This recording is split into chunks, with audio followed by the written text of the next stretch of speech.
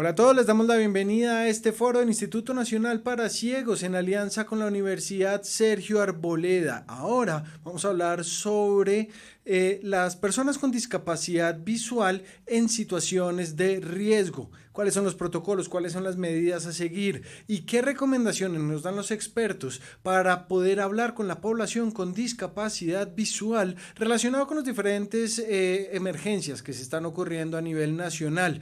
Por eso, queremos darle la bienvenida al doctor Carlos Parra Duzán para que abramos, como siempre, este foro del Instituto Nacional para Ciegos INSI.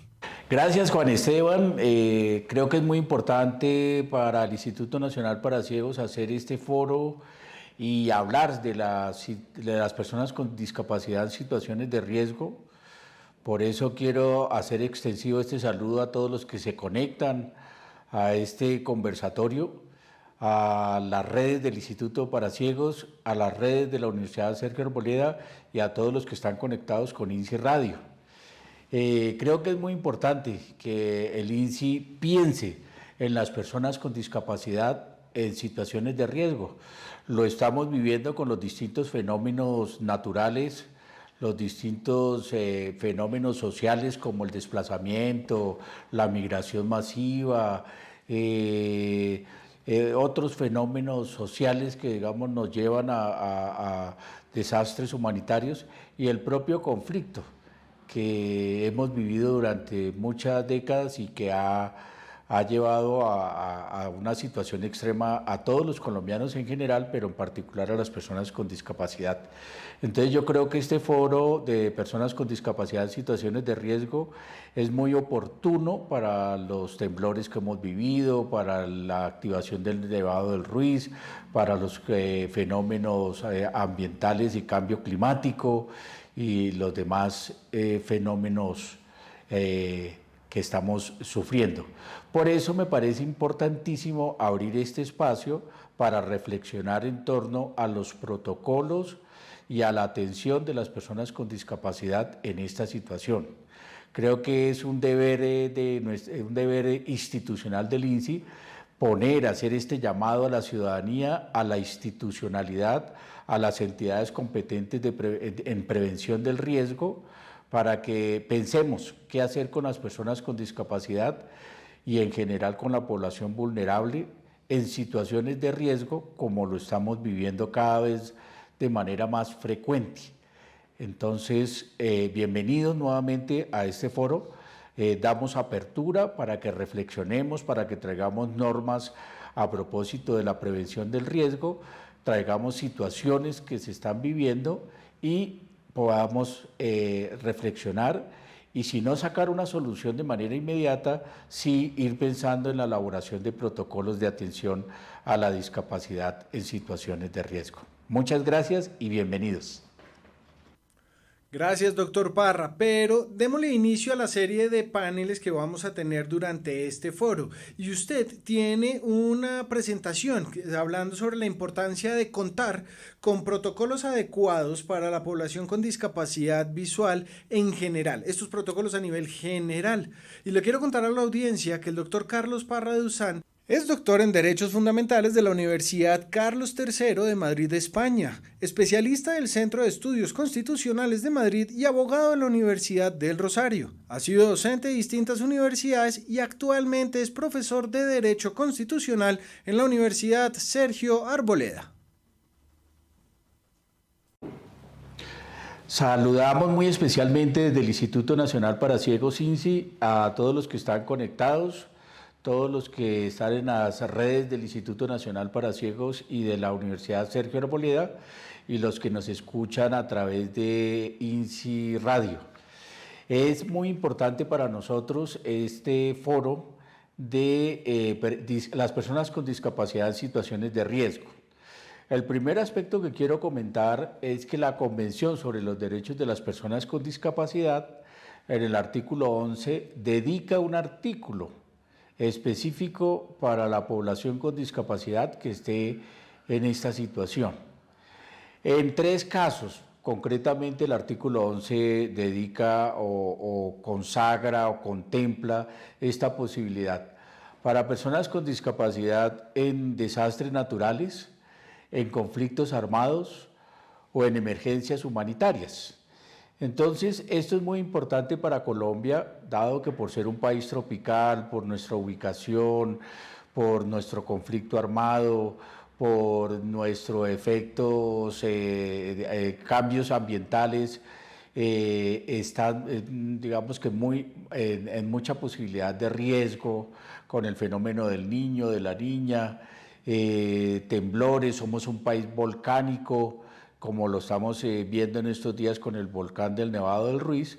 Por eso digamos que casi que los tres tipos de situaciones de riesgo del artículo 11 de la Convención nos atañe, porque si hablamos de emergencias humanitarias, pues digamos que encontramos migrantes, encontramos emergencias humanitarias, y por eso Colombia ha consagrado 9 millones de víctimas, porque ha habido, digamos que muchas situaciones en un país que fue colonia, que se descolonizó hace 200 años, que tiene población afrodescendiente, que tiene población, digamos que muchas regiones diversas, y por eso las tres situaciones que contempla el artículo 11 de la Convención son pertinentes para nuestro caso. Y conflicto armado, pues ya sabemos que desde luego muchas personas con discapacidad la han adquirido como consecuencia del conflicto armado. Por eso la Corte Constitucional contempló o expidió una sentencia para indemnizar a los colombianos que hayan sido víctimas o que tengan secuelas del conflicto armado. Y desde el 1 de enero de 1985 se pueden indemnizar. Digamos que la Corte Constitucional quiso hacer un corte desde cuándo se pueden indemnizar a esas víctimas. Entonces, es muy oportuno este artículo 11, ya que nos da la posibilidad de analizar la situación de personas con discapacidad en situaciones de riesgo. Esto ha tenido, el segundo aspecto, esto ha tenido una evolución en el derecho internacional, por eso existe la Declaración de Sendai, que trata de prevenir los riesgos de las personas con discapacidad o crear unos protocolos para salvaguardar la vida de las personas con discapacidad en situaciones de riesgo. Y yo comentaba, digamos, que como hemos visto en el Instituto Nacional para Ciegos, INCI, algunos casos palpables, concretos, como una persona ciega que se salvó de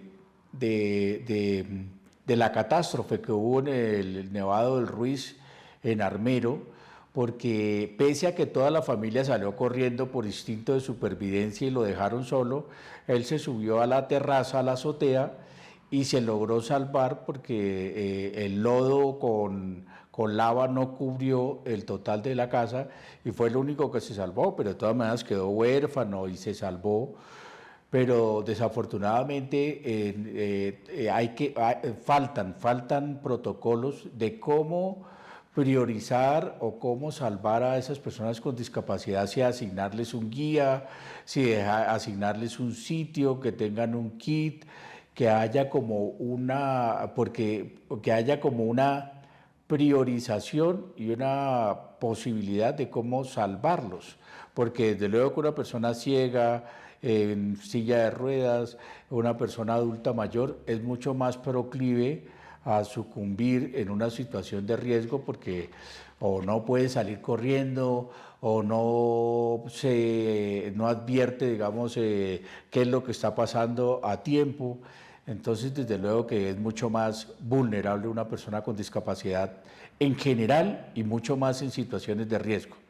En tercer lugar, la Constitución contempla que las personas con discapacidad por su condición física y económica estamos en situaciones de vulnerabilidad. La Constitución concretamente dice que nosotros somos sujetos de especial protección por nuestra condición de debilidad manifiesta. No es muy afortunado el término debilidad manifiesta, pero desde luego que la Constitución del 91 contempla que nosotros, por la condición de discapacidad, estamos en una situación de debilidad. Y sí es así, que claro, que con las ayudas, con la rehabilitación, con protocolos podemos un poco solventar esa situación de vulnerabilidad, esa situación de debilidad. Pero por eso es importante y hacemos un llamado para que las instituciones del gobierno tengan protocolos de atención a la población con discapacidad en situaciones de riesgo. Bien puede ser, digamos, que dentro de los brigadistas haya una persona que se encargue en caso de evacuación, bien sea que se priorice una situación del edificio donde se trabaja, bien sea que se tengan ya los kits de supervivencia, bien sea que en el hogar nosotros, como personas con discapacidad, con nuestras familias, determinemos cuál es el sitio más seguro para resguardarnos cuando en caso de temblor, ahora que en Colombia está temblando tanto, definitivamente no exista la posibilidad de alcanzar a salir de nuestros edificios o nuestras casas. Entonces, determinar cuál es el sitio más seguro dentro de nuestras viviendas. Eso creo que es importante que incluso nosotros, como personas con discapacidad, lo tengamos claro. Entonces, por eso digo que incluso el nuevo plan de desarrollo Colombia, potencia mundial de la vida, determina en uno de sus artículos de acceso a la información, creo que es el artículo 76 o 77, que incluso se nos debe que la información sea accesible incluso en situaciones de riesgo, porque a veces el problema es que no se tiene la información a tiempo de que va a haber una catástrofe o que hay una inundación o que definitivamente hay ciertas carreteras que no son oportuno viajar. Si uno tuviera esa información de manera accesible, eso también contribuiría para la prevención del riesgo. Con esto termino. Es muy importante que la Unidad Nacional de Prevención del Riesgo también ponga en la agenda pública el riesgo para personas con discapacidad. En estos días el Ministerio de Educación nos pidió un concepto de qué pasaba con los niños con discapacidad en colegios aledaños al volcán del Nevado del Ruiz. Entonces, pues desde luego que hay que pedir de una vez la evacuación de esos niños, porque de pronto en el momento de la erupción o en el momento que se incremente la actividad sísmica en el volcán, pues va a ser mucho más difícil su evacuación. Por eso habría que irlos evacuando desde ahora para albergues, bien sea con un familiar, ya que por su ceguera, por su discapacidad no podrían ir solos. Pero entonces sí es muy bueno que siendo un país altamente riesgoso por ser país tropical, que no tiene estaciones, digamos estaciones, no tiene climas fijos, sino que está cruzado, es un país que tiene 3 grandes cordilleras precisamente por el choque de las placas tectónicas. Entonces, definitivamente nosotros estamos expuestos a cambios climáticos, expuestos a avalanchas de los ríos por el intenso fenómeno del Niño y ahora al revés, digamos, a sequías prolongadas por el fenómeno de la Niña, y así sucesivamente. Podría uno, granizadas que inundan fuertemente. Entonces, digamos que eso es claro que lo estamos viviendo por el cambio climático y por diversos aspectos, y hay que pensar en nuestros colombianos mayores y concretamente para el caso del Instituto Nacional para Ciegos, en personas con discapacidad en situaciones de riesgo. Entonces espero con esto hacer como un planteamiento para alguna reflexión que nos sirva para que el país piense en qué hacer con nuestros colombianos con discapacidad en situaciones de riesgo que lo estamos viviendo, pero sobre todo para ir creando protocolos para evitar o minimizar al menos el riesgo de estas personas con discapacidad, de nosotros que tenemos discapacidad, no prevenirlo, porque pues digamos que bueno, se podrá prevenir en alguna medida, sobre todo mitigar ese riesgo y poder salvar vidas de personas con discapacidad en situaciones de riesgo. Muchas gracias de parte del Instituto Nacional para Ciegos y esperamos que este foro sea enriquecedor con la participación de los otros profesores, conferencistas que están participando de este panel. Muchas gracias y seguimos en este foro de personas con discapacidad en situaciones de riesgo. Gracias. Gracias al doctor Carlos Parra Duzán por esa presentación y nosotros continuamos con una funcionaria del INSS. Ella es Karen León, que nos va a hablar sobre las recomendaciones a las empresas para que manejen un protocolo de seguridad. Karen es administradora en salud ocupacional, especialista en derecho laboral y seguridad social con experiencia de 5 años en relación de actividades afines con la planeación, implementación, ejecución y seguimiento del programa de gestión ambiental y seguridad y salud en el trabajo, así como en la construcción, diseño e implementación de programas que fortalezcan y promuevan las buenas prácticas ambientales y la cultura del autocuidado en los lugares de trabajo, en empresas del sector público y privado con plantas de más de 50 trabajadores. Gracias, Juan Esteban, y quiero darle también un saludo especial a todas estas personas que se encuentran conectadas acompañándonos el día de hoy. Muchas gracias a la Universidad Sergio Arboleda y al Instituto Nacional para Ciegos. Y antes de comenzar, me gustaría que nos lleváramos claro el concepto de discapacidad. Y cuando nosotros hablamos de discapacidad, tenemos dos conceptos, o vamos a encontrar que la discapacidad está conformada por dos factores. Uno, son estas características personales, hablamos de deficiencia funcional que tiene la persona, y dos, estas barreras que podemos encontrar tanto físicas como sociales a lo largo del entorno en el cual pues se encuentran las personas. Teniendo en cuenta esto, pues ya vamos a encontrar que la discapacidad de la suma de las deficiencias que tiene una persona funcional y las barreras que puede encontrar en la sociedad. ¿Listo? ¿Y por qué el día de hoy hablamos de discapacidad? Porque vamos a hablar de cuáles son esos momentos o cómo se viven esos momentos en un protocolo o en un proceso de evacuación con personas con discapacidad visual. ¿Listo? Entonces me gusta, digamos que iniciar con esta parte para que tengamos claro qué es una discapacidad. Y esto aplica no solamente para la discapacidad visual, sino para las demás discapacidades que podamos encontrar en nuestra vida cotidiana.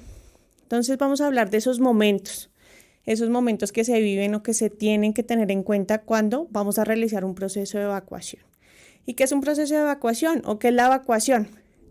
Es poder realizar un traslado del personal, un traslado de forma organizada, adecuada y segura del personal a un punto seguro cuando se presenta una situación de emergencia. ¿Listo?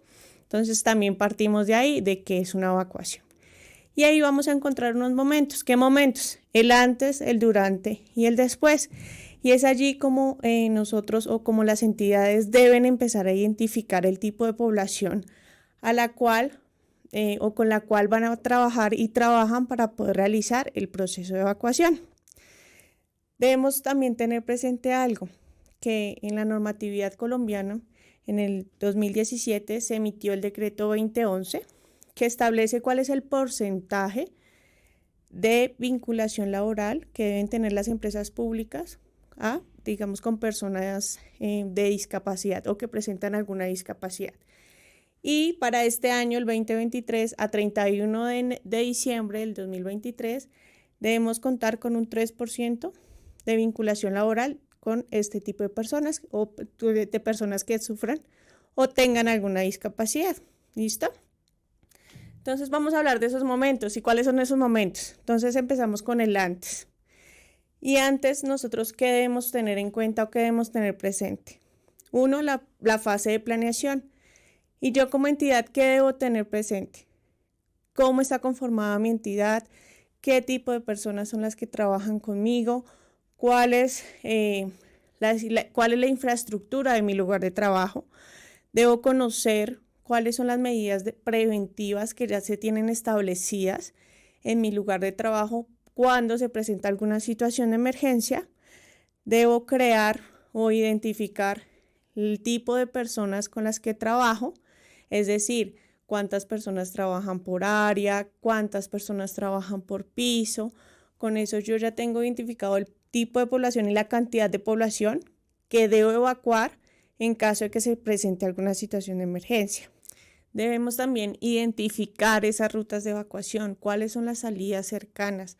Debemos también reconocer cuáles son esas señales de alarma cuando se presenten situaciones de emergencia. ¿Y cómo las reconocemos? De acuerdo al tipo de personas con discapacidad que nosotros tengamos vinculados a nuestra entidad, pues asimismo debemos realizar y debemos dejar y establecer los tipos de alarma para que se puedan identificar o estas personas puedan identificar la situación de emergencia. ¿Listo? En este caso, nuestro protocolo estaría enfocado a personas con discapacidad visual, para lo cual pues es importante que ellos cuenten con una señal sonora que puedan identificar y que puedan determinar o puedan saber que se está presentando alguna situación y que deben llevar a cabo los protocolos para poder evacuar.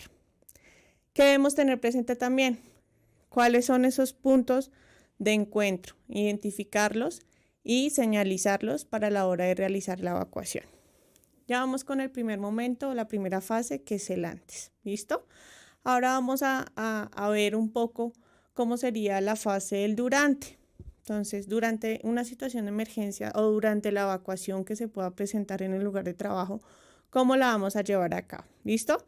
Lo primero y lo que nos dicen todos o que hemos escuchado siempre es no corra, guarde la calma, guarde la compostura, y allí es donde intervienen nuestros brigadistas y ellos son los encargados de generar esa situación de calma y de no zozobra en los lugares de trabajo cuando se presenta la situación de emergencia.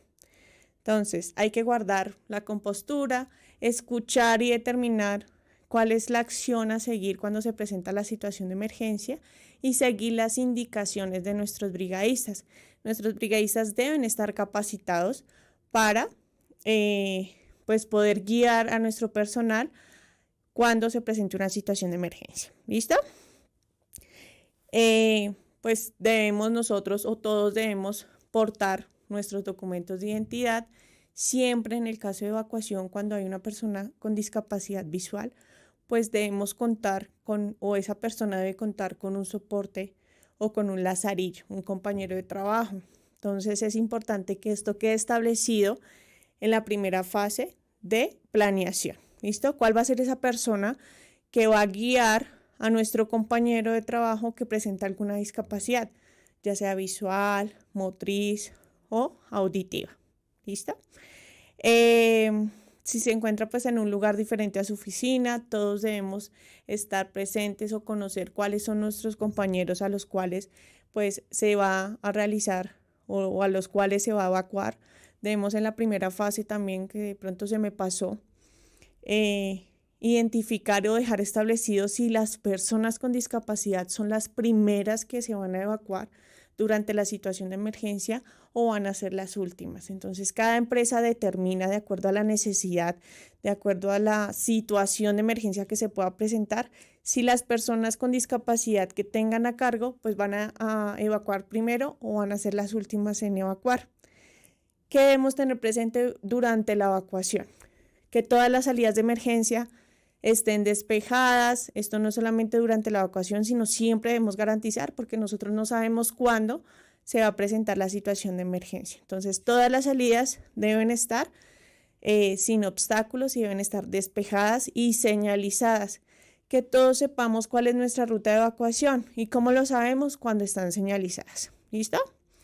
Nuestros brigadistas deben tener pues la lista del personal de cada área de su piso y debemos tener determinado el punto de encuentro. ¿Cómo vamos a evacuar? De una forma organizada. Lo podemos realizar por pisos o por áreas de trabajo. Ya cada empresa, como les dije antes, determina de acuerdo a su necesidad, de acuerdo a su infraestructura, cómo realizaría el procedimiento de evacuación. Y ya viene la siguiente fase, que es la del después. ¿Listo? Antes, digamos que algo que de pronto se me pasó cuando les estaba contando la segunda fase del durante es, una vez nosotros lleguemos a nuestro punto de encuentro, ¿qué debemos hacer? Verificar que mi compañero de al lado o que mis compañeros de área se encuentren todos evacuados. Deben garantizar que todo el personal evacúe. Por eso es la importancia de los simulacros.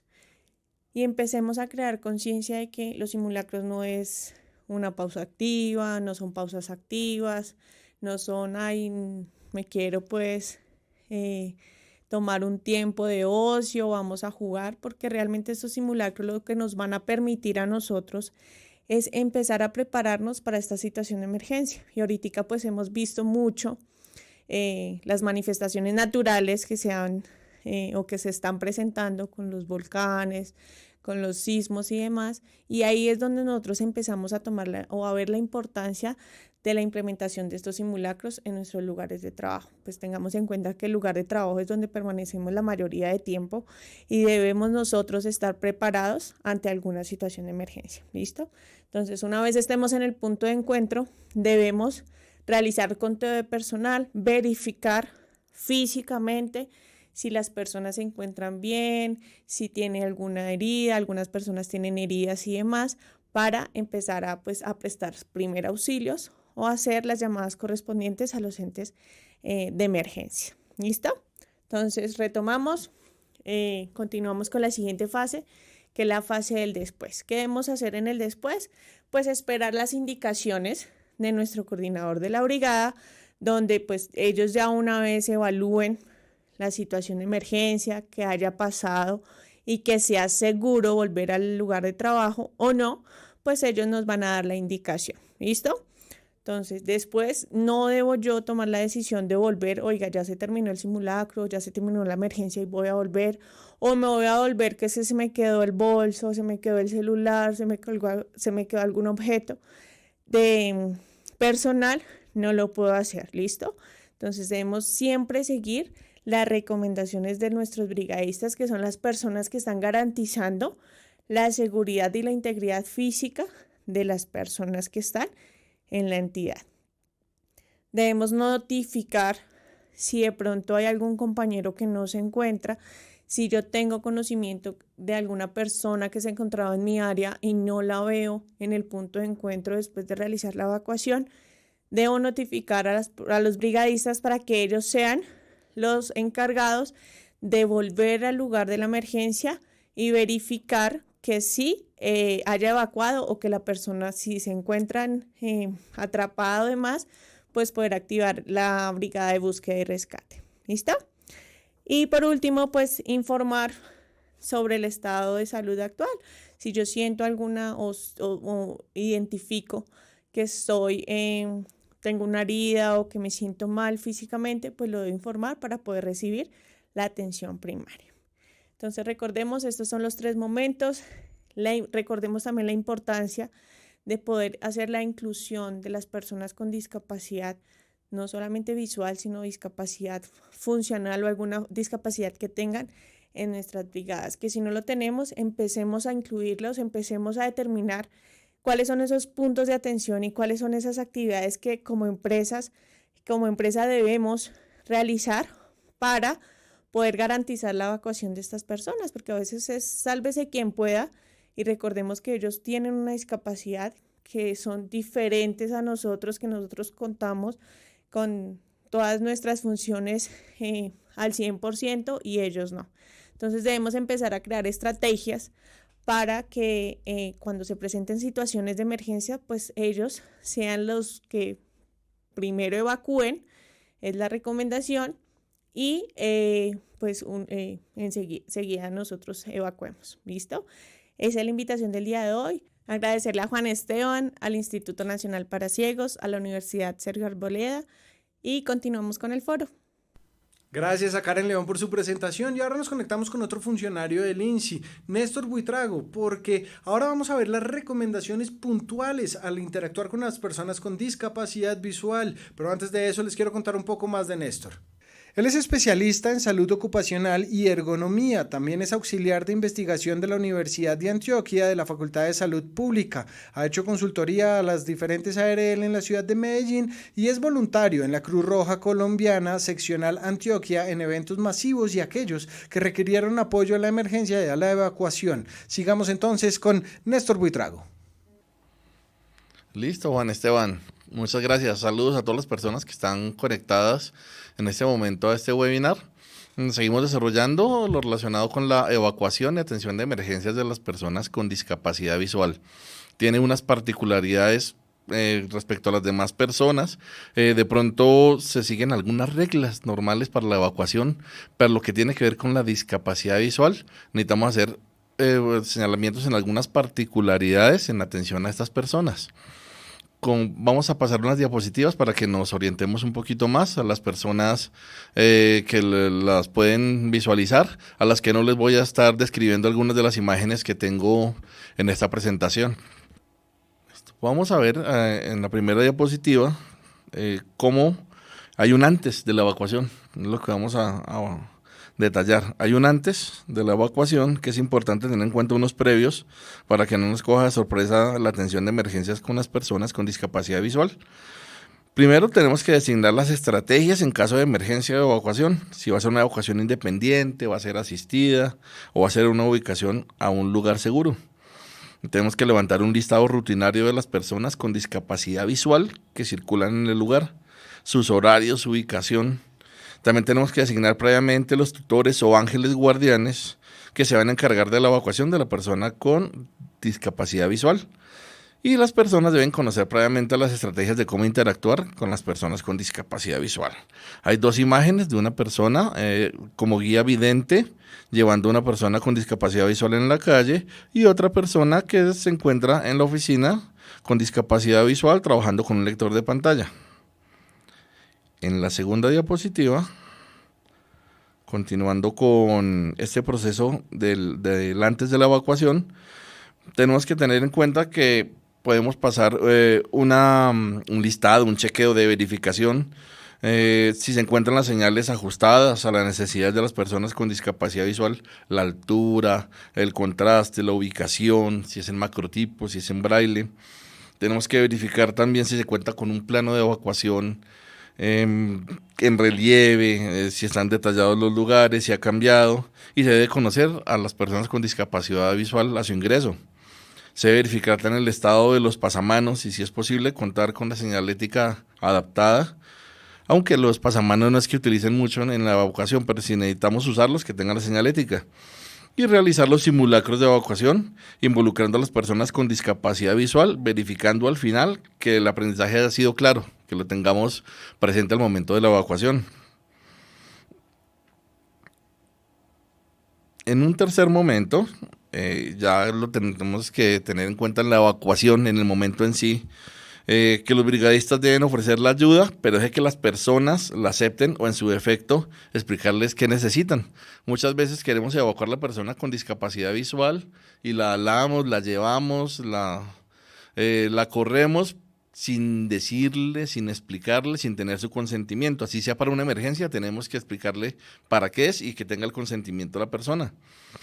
Hablar de forma natural y tranquila a la persona con discapacidad visual. Ellos van a notar nuestro tono de voz y si estamos angustiados, ellos también se van a angustiar. Tenemos que describir las maniobras anticipadamente y recordar mencionar las escaleras, puertas, rampas o cualquier obstáculo presente en el recorrido. Usar indicaciones claras, orientando adelante, atrás, arriba, abajo, a su izquierda, alertándole de posibles peligros en el recorrido. Esto la persona puede hacer un mapa mental y claramente se va a anticipar los obstáculos y los lugares por donde tiene que evacuar. Además tenemos que, si logramos que la persona proceda con la evacuación con nosotros, debe agarrarse ligeramente a nuestro brazo para guiarse, tal vez caminar un poco retrasado para evaluar las reacciones del cuerpo frente a obstáculos. ¿Qué quiere decir eso? Que si yo soy el guía y de pronto me caigo, la persona a la que voy guiando se va a dar cuenta de esa caída o de ese obstáculo y lo va a tener en cuenta para su movilidad.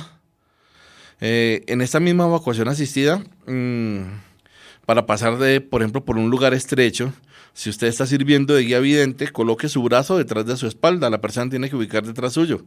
Esto le indicará que a la persona con discapacidad que se colocará detrás del guía para pasar por un lugar estrecho.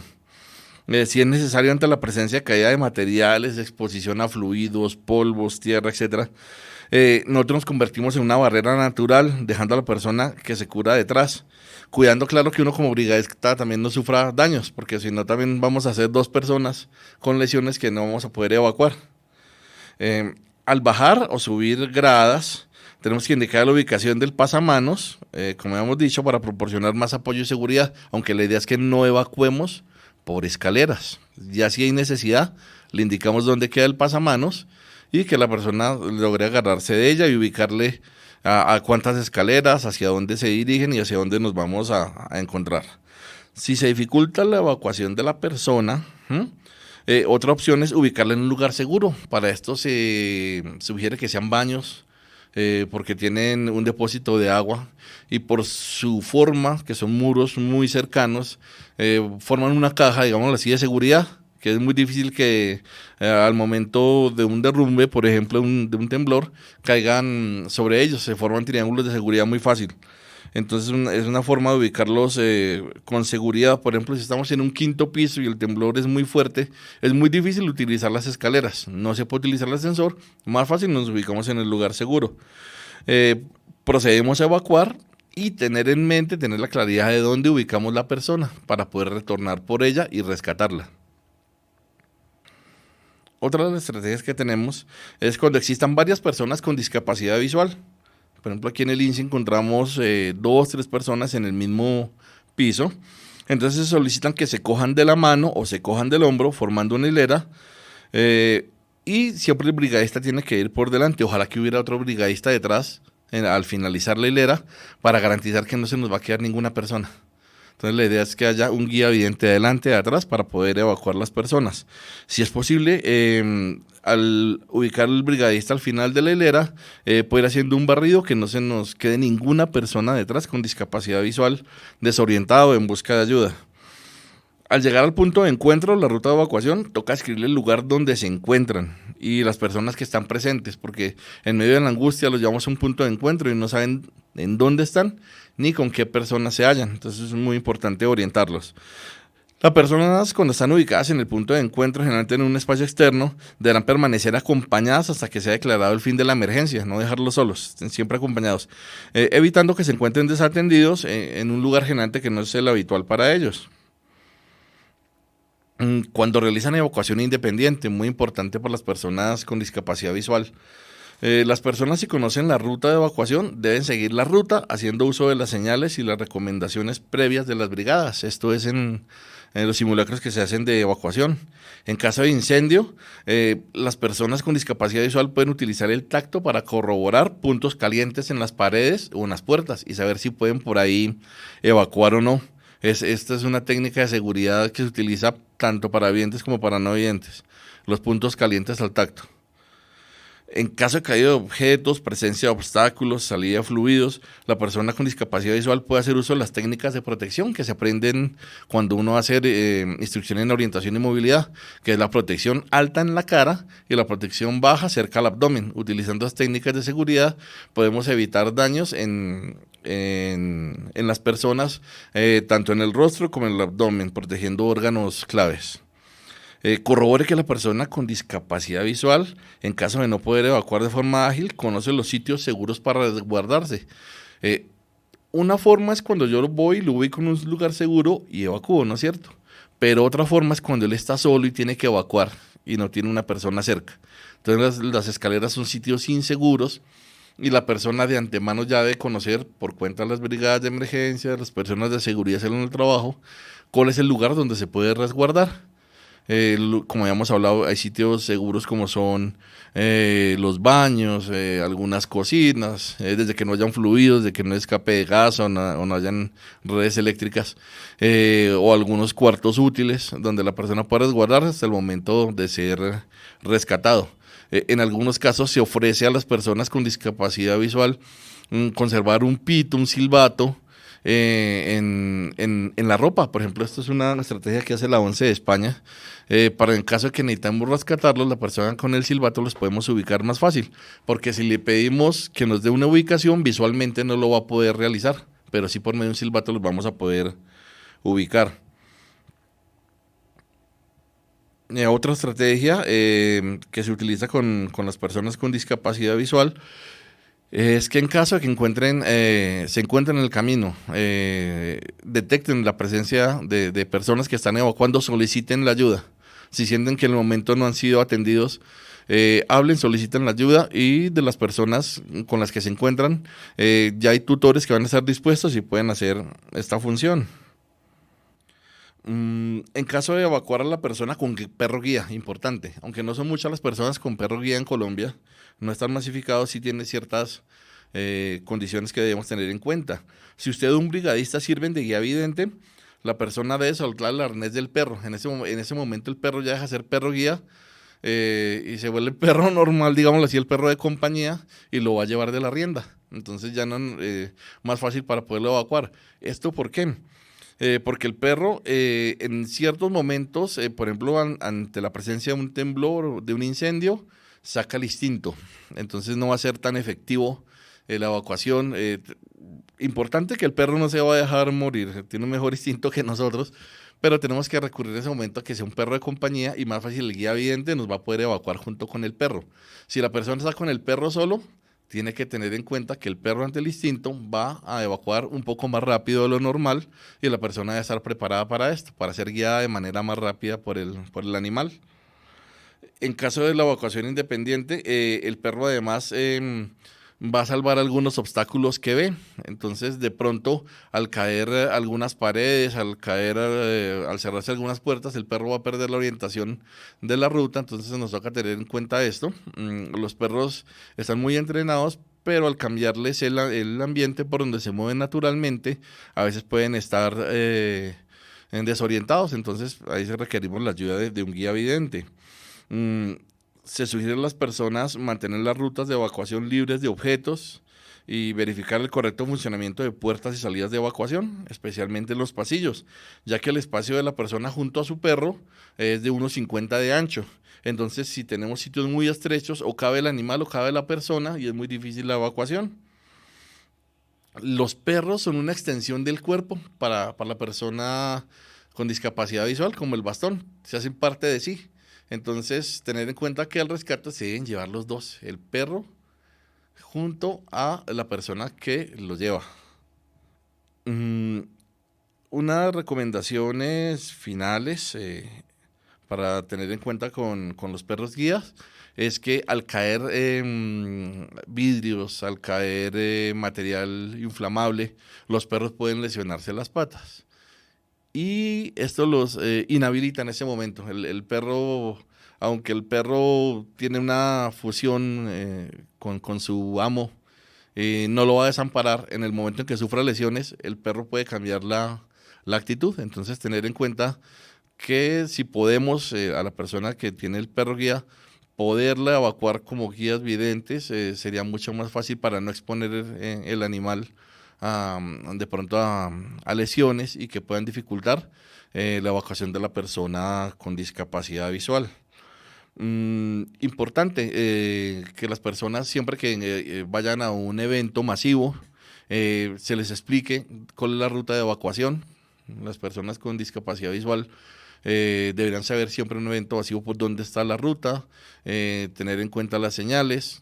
Esto se hacía muy frecuentemente antes, inclusive para las personas videntes, de explicarles en algún evento dónde quedan las rutas, pero se ha como desestimulado esa práctica. Importante saber por dónde tenemos que evacuar, veamos o no veamos. Entonces es una de las recomendaciones. Por lo demás, muchas gracias. Gracias, Néstor, por esta presentación. Y yo les quiero contar a todos ustedes que coincidencialmente en el Instituto Nacional para Ciegos INSI tuvimos la visita de Hailton Rodríguez, quien nos contó desde los bomberos y desde diferentes espacios cuáles son los elementos que tenemos que tener en cuenta para las emergencias a nivel nacional. Y yo les quiero compartir a todos ustedes una parte de esa presentación que se hizo en el Instituto Nacional para Ciegos INSI. Pero antes de eso les quiero contar un poco sobre la experiencia de Hailton. Hailton es profesional en gestión de la seguridad y salud laboral, bombero voluntario, técnico en seguridad y salud en el trabajo, enfermero auxiliar, coordinador de trabajo en alturas e instructor primer responde en la DCRUE. Entonces, precisamente hoy vamos a mirar algo que se llama estas orientaciones para poder en proceso ustedes, nosotros, que vemos, ¿sí?, poder enfocarnos frente a la orientación de aquellas personas que no ven, que son ciegos, ¿cierto? ¿Sí? ¿Y para qué estamos buscando esto? Precisamente para que esa persona que tiene una limitante física, en este caso visual, pueda tener garantía de poder salir o poder dirigirse hacia un punto de encuentro. Entonces, ¿qué estamos buscando? Existe una norma, que realmente existe la norma, pero, hombre, este proceso de inclusión frente a aquellas personas que tienen un proceso limitante físico realmente no se pone en práctica. ¿Por qué? Porque es que en una emergencia salve de quien pueda. Y dentro de ese mismo proceso entra algo muy importante que es la supervivencia. Entonces, dentro de este mismo factor, el Sistema Nacional de Gestión de Riesgos viene trabajando frente a cómo podemos llegar a tener ese factor de respaldo y ese factor de vulnerabilidad identificado frente a las personas que tienen una limitante física. Y cuando estamos hablando de eso, precisamente estamos buscando es que se involucre todo factor y todo aspecto y toda actividad, toda empresa, tanto pública como privada. Y cuando estamos hablando públicos, pues hombre, el gobierno empezando, las entidades estatales y la parte pública, pues independientemente. Y cuando estamos hablando, pues vamos a cumplir este objetivo. Y el objetivo es llevarlo y aterrizarlo dentro de la institución.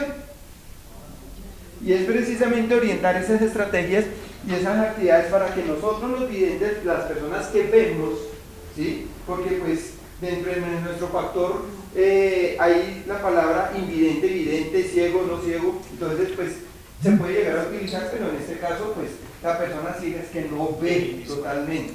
Entonces nosotros tenemos un gran factor que vamos a hacer precisamente ese punto de partida para aquellas personas que tienen una limitante física.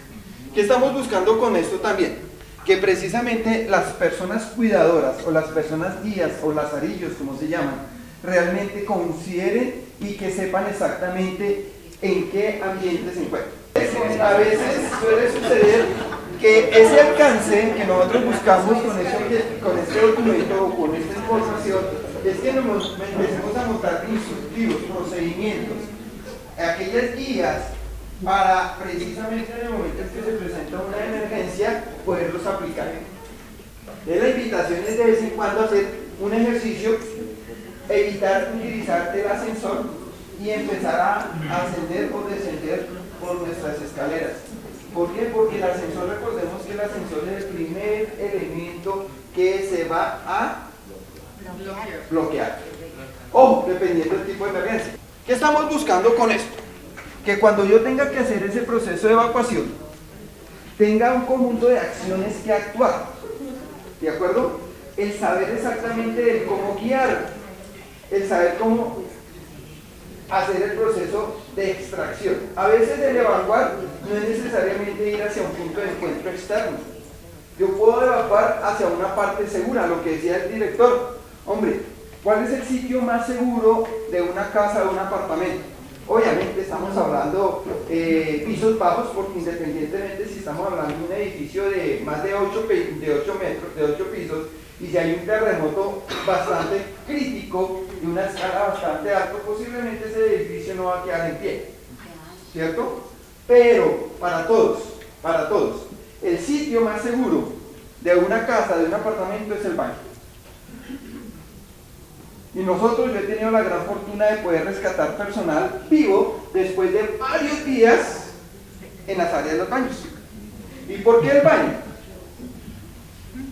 Porque es una área reducida, es un cuadro donde las paredes me van a generar un campo mucho más fuerte.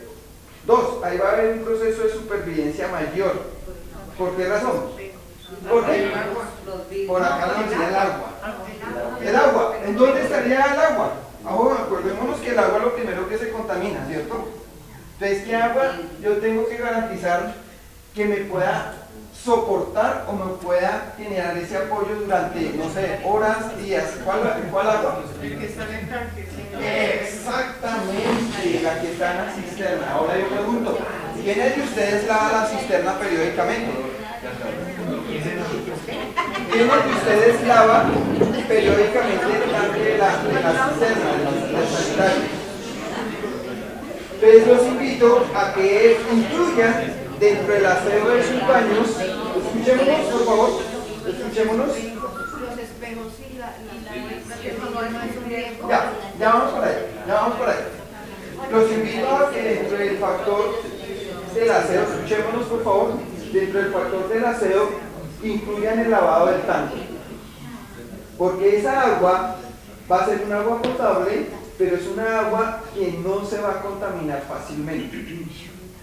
Y ahí van a tener ustedes la posibilidad de tener una supervivencia por varias horas, días, etc.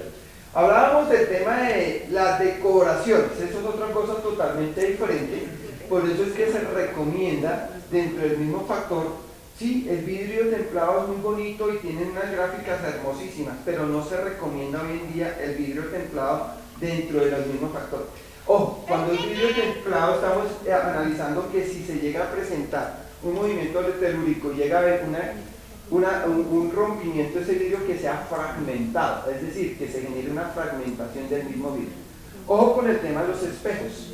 Los espejos tienen que ser por lo general pegados a la pared, no colgados, no con abrazaderas, sino ojalá pegados a la pared, de tal manera que si se llegan a fraccionar, se llegan a romper, quedan adheridos a la pared. ¿De acuerdo? Es importante que lo tengan presente. Pero bueno, vámonos a enfocarnos por este lado. Entonces, dentro de ese mismo factor es importante tener en cuenta que ¿qué estamos buscando con todo este proceso de orientación? Pueden implementar unas técnicas de traslado, ¿de acuerdo? ¿Y de quién? Especialmente a aquellas personas que son vulnerables. ¿Vulnerables en qué factor? En la parte visual. ¿Por qué? Porque todos nosotros somos vulnerables. Independientemente de que yo tenga un nivel de conocimiento de emergencias un poco mayor que ustedes posiblemente, y lo digo con todo el respeto, puede llegar a suceder que yo me choquee, quede bloqueado totalmente. ¿Por qué? Porque cada uno de nosotros somos un mundo independiente y yo no puedo dejar mis problemas en la casa o no puedo tener una cabeza para cada cosa, tengo una sola cabeza. Entonces debo de pensar siempre frente a los factores. Entonces, ¿qué estamos buscando también? Hay que tener en cuenta algo que se llama riesgos. El primero que vamos a ver son los escenarios de riesgos, ¿de acuerdo? Y de ahí para allá vamos a mirar. Entonces vamos a empezar a mirar los escenarios de riesgos. Lo primero que yo tengo que entrar a analizar y conocer son mis instalaciones. ¿Consideran ustedes, y le digo, y esta pregunta se la hago a nivel general, y cada quien hará una respuesta o una evaluación, ¿consideran ustedes, dependiendo del tiempo que llevan laborando en la institución, que conocen las instalaciones de la institución? Porque a veces suele suceder que el punto de encuentro estimado no es el punto de encuentro seguro. Y recordemos también algo también muy importante, que ese punto de encuentro que ustedes escogieron también fue seleccionado por varias empresas. Y que ustedes en este momento, yo me puedo ubicar acá y digan, uy, este salón es grandísimo. Yo, por ejemplo, yo le decía a Karen, no, ubiquémoslos en U porque me gusta verles la cara a todos. Pero cuando vaya, sorpresa, son muchos frente al proceso de la distribución de sillas. No contemplo esos riesgos, y esos riesgos son precisamente la acumulación de personas. Avenidas y arterias vehiculares, ustedes están sobre una arteria supremamente importante, una arteria que es de flujo permanente. Independientemente hacia el costado del sur, también van a tener una calle, que esa calle es en flujo, no es una arteria principal, pero es un flujo constante vehicular.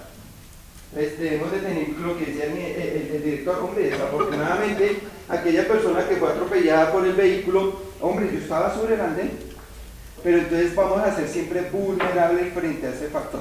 Entonces también es supremamente importante que tengamos ese esquema dentro del mismo factor, la señalización ya en el piso de aquellas personas que no pueden ver, que son ciegas dentro del mismo proceso, ¿de acuerdo? ¿Para qué? Para que cuando lleguen a ese punto de encuentro puedan ellos ubicarse dentro de un círculo o de un parámetro de área segura. Es fundamental que lo tengan presente. Dentro de esos mismos factores debemos de tener en cuenta que existe una norma, una resolución a nivel del Ministerio Nacional de Salud y de Protección Social, donde incluyen las personas que tienen discapacidad física, auditiva, visual, sordoceguera, discapacidad intelectual, psicosocial o discapacidad múltiple. ¿Por qué es importante que ustedes tengan presente eso? ¿Por qué? Porque hay personas ciegas que también tienen discapacidad múltiple. Personas ciegas que son sordas. ¿A dónde queremos llegar a esto? Hombre, que si nosotros no estamos preparados en el antes muy difícilmente va a ser la respuesta en el durante. Y los resultados no van a ser buenos en el después. Pues la invitación es dónde va, que cada uno de nosotros sepamos exactamente en dónde queda nuestro punto de encuentro, cuáles son nuestras rutas de evacuación, cuántos escalones tengo que descender. ¿Por qué? Porque cuando yo voy descendiendo solo, mi visión se elimina o se reduce, pero ¿a dónde se pasa? Hacia los pies. 1, 12, 15, último escalón, 16. Pero la persona que va atrás ya está escuchando y que dice, ok, listo, voy en el escalón 9, 7, 10. Ahora, si llevamos una persona en camilla, vamos 4 personas, ¿será que la persona que va atrás puede ver? ¿Será que la persona que va aquí, será que puede ver? No. Recordemos eso, muy importante que lo tengamos presente. El tiempo de desplazamiento hacia nuestro punto de encuentro es importante, y ahí entra un proceso de recomendación, que se tenga un punto de encuentro alterno. Recordemos que ellos posiblemente pueden llegar a tener una guía canina. No peleemos con el perro. El perro es el que nos puede sacar a nosotros también, las personas que vemos. Entonces aquí es donde nosotros invitamos, no sé si dentro de las personas que no ven tienen binomio. Posiblemente, no, ya no los traen. Ok, importante que le enseñemos al binomio, tanto a la persona que no ve como al perro, cuál es la ruta. ¿Y quién es el que tiene que enseñarle cuál es la ruta a la persona que no ve? No nosotros, porque es que cometemos ese error. Venga, le enseño al perro por dónde es. Ojo, el perro no está para guiarnos a nosotros, el perro es para guiar a la persona que no ve. Entonces aquí es donde nosotros cometemos un grave error, que cree uno que el perro lo está utilizando para uno y no, es para ellos, supremamente importante. Voy a dejarles acá el por qué pasó esto, porque dentro del mismo material vamos a encontrar un material de personal reducido que pues aplica en cierta manera con ustedes dentro del proceso de discapacidad o parte mental y parte psicológica. Entra también el proceso de la parte visual que estábamos hablando ahorita y entra la parte de discapacidad auditiva, ¿de acuerdo? Es importante que ustedes lo tengan relacionado. Esto es una presentación genérica hacia personal con limitantes físicos y limitantes adicionales. ¿Qué es lo más importante? Que a la llegada del punto de encuentro a un lugar seguro, realice el conteo y verifique que todo el mundo esté en buenas condiciones. Si no está en buenas condiciones, hacia dónde se fue y cómo fue. Y por último, les voy a dejar el siguiente video. Bienvenidos a Gestión y Formación. Hoy veremos cómo realizar un simulacro de evacuación.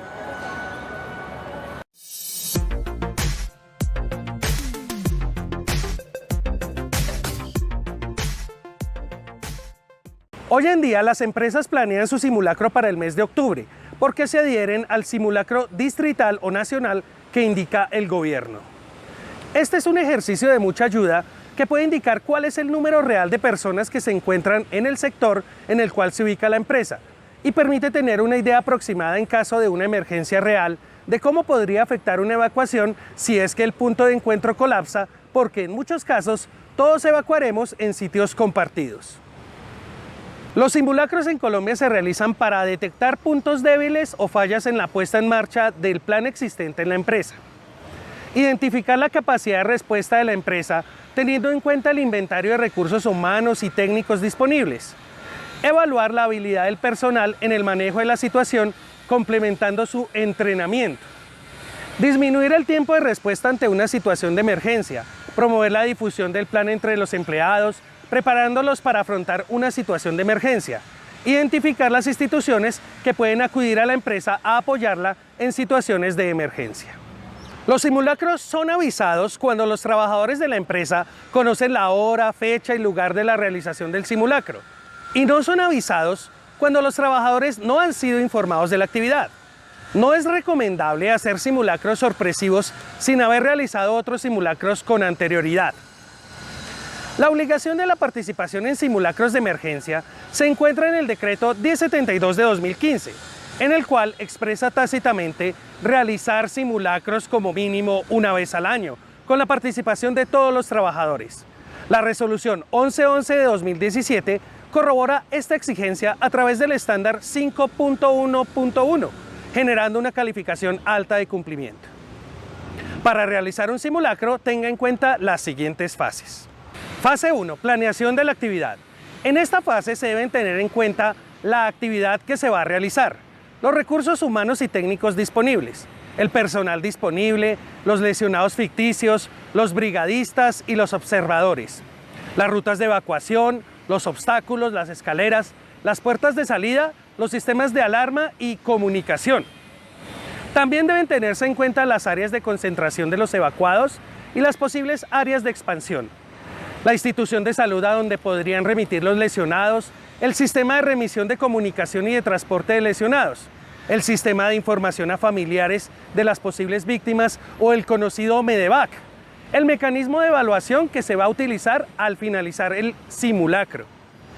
Recuerden que para esta primera fase usted puede incluir toda la información antes mencionada en un guión que puede seguir paso a paso y no dejar por fuera posibles actuaciones que son vitales para su simulacro. Fase 2. Ejecución de la actividad. Es la fase en la que se requiere la mayor atención y seriedad en la participación de las personas. Esta actividad se sugiere dividirla en varias tareas.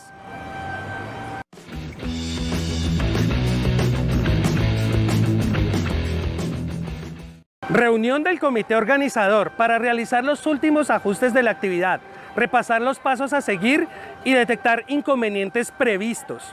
Preparación de los trabajadores que van a representar lesionados ficticios. Supervisión del área en donde va a suceder la emergencia ficticia. Ubicación de los observadores y confirmación de sus actividades. Declaración de la alarma por la persona designada. Difusión de la alarma.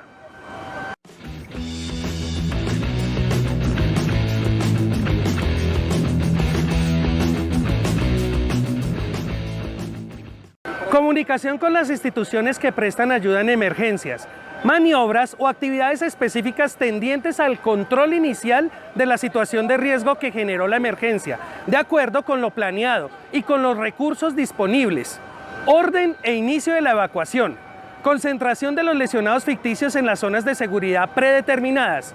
Instalación del centro de atención a lesionados.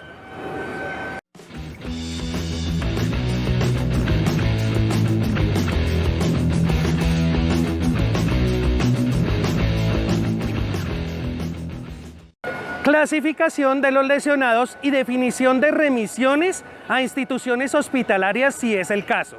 Orden de finalización de la actividad por la persona designada para tal fin. Concentración de los participantes en un lugar predeterminado para la evaluación.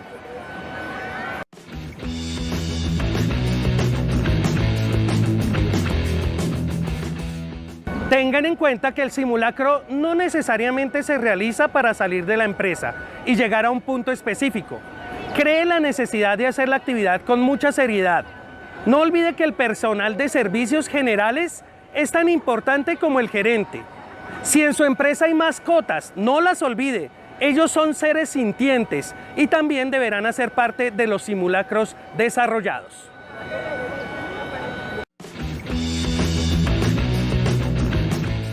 Fase 3. Evaluación de la actividad. Esta fase es especialmente importante para sacar conclusiones, que sirvan de base para realizar ajustes, corregir errores o resaltar aciertos en toda la actividad. Para esto debe llevar un orden para evaluar área asignada, recursos disponibles, señal de alerta y alarma, teniendo en cuenta el cumplimiento de las actividades indicadas en la fase de ejecución. También hay que tener en cuenta contar con suficientes formatos de evaluación para ser diligenciados por cada participante, lesionados, observadores personales, de atención de evacuados, entre otros. Es importante recopilar el material, analizarlo, sacar las conclusiones pertinentes que sean anexadas al plan de emergencias de la empresa. Publicar o divulgar los resultados del simulacro entre todos los trabajadores, no solo señalando los errores, sino también resaltando los aciertos. En esta fase es importante también dejar un documento de informe de los hallazgos presentados durante el simulacro. Pero por favor, no lo deje solo hasta ahí. Recuerde que usted como encargado del sistema de gestión de seguridad y salud en el trabajo debe ir más allá. le invito a que realice un plan de acción y no espere hasta el próximo simulacro distrital para verificar si la tarea quedó bien hecha. Gracias por su atención. Para más videos relacionados con emergencias, hagan clic en esta lista de reproducción. Encontrarán temas como cómo hacer el plan de emergencias, cómo hacer un análisis de vulnerabilidad, información sobre extintores, evacuación, simulacros, derrames de productos químicos, entre otros. Los invito. Muchas gracias a todos ustedes por seguir conectados con nosotros. Recuerden que pueden participar a través de nuestras redes sociales, @INSI_Colombia en Twitter o en el chat que hemos dispuesto en este Facebook Live. También lo pueden hacer a través de las redes sociales de la Universidad Sergio Arboleda. Nosotros seguiremos informándoles a ustedes con más foros y más contenidos, pero antes de dar cierre a este foro sobre las personas con discapacidad visual en situaciones de riesgo, quiero darle la palabra al doctor Carlos Parra Duzán para que me ayude dando cierre a este foro. Bueno, muchísimas gracias por haber participado de este foro. Igualmente queda grabado en el canal de YouTube INSI Colombia, donde pueden encontrar toda la colección de foros virtuales que hemos realizado desde la época de la pandemia y en estos años. Foros que son muy oportunos para reflexionar en torno a la discapacidad, como en este de la discapacidad en situaciones de riesgo. Creo que este ha sido uno de los primeros o pocos espacios que se han abierto para reflexionar sobre la discapacidad en las situaciones de desastres naturales, emergencias humanitarias y conflicto armado. Por eso creo que bienvenido otros foros que se generen a partir de este, para seguir pensando, seguir madurando la idea de cómo la Unidad Nacional de Riesgo, cómo las instituciones pueden contribuir con salvar vidas, con reducir y mitigar el riesgo de personas con discapacidad en estas situaciones de riesgo que, como les dije en la introducción, cada vez más se producen de manera más consecutiva.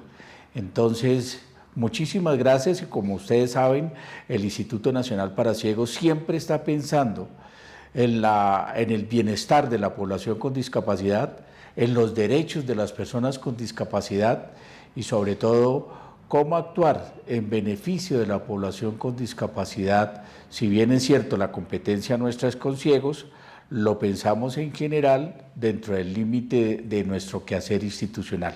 Muchas gracias, y estaremos pensando desde ahora en un próximo foro virtual para compartir con todos ustedes. Gracias. Gracias, doctor Parra. Y como usted mismo lo dice, las personas pueden encontrar este video y todo el material que hemos dispuesto sobre los contenidos de personas con discapacidad visual a través de nuestro canal de YouTube INSI Colombia, también en nuestro canal de Facebook INSI Colombia, o escribiéndonos al correo ciudadano@insi.gov.co para solicitar material o preguntas que tengan relacionadas con los temas que hemos tocado en los diferentes foros. Y nosotros nos volveremos a encontrar con más contenido, ya sea a través de nuestros podcasts, a través de la emisora INSI Radio o a través de otros foros que vayamos organizando con la Universidad Sergio Arboleda. Gracias por seguir conectados con nosotros.